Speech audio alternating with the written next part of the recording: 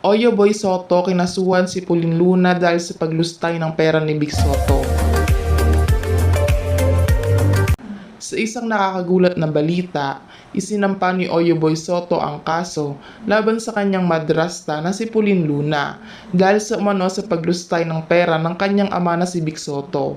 Ang nasabing kaso ay kinagulat ng marami, lalo na't kilala ang pamilya Soto sa pagiging malapit sa isa't isa.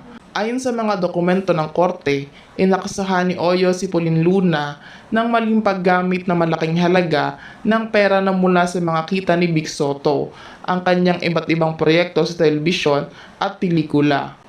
Ang mga detalye ng paglustay ay hindi pa isinasa publiko, ngunit inulat na ito'y naganap sa loob ng ilang taon.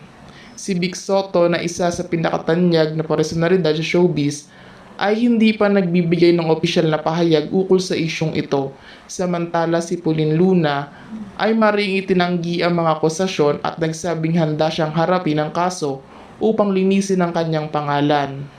Ang aming pamilya ay dumadaan sa isang mahirap na panahon ngayon. Hindi ko kailanman gagawin ang mga bagay na inaakusan nila sa akin.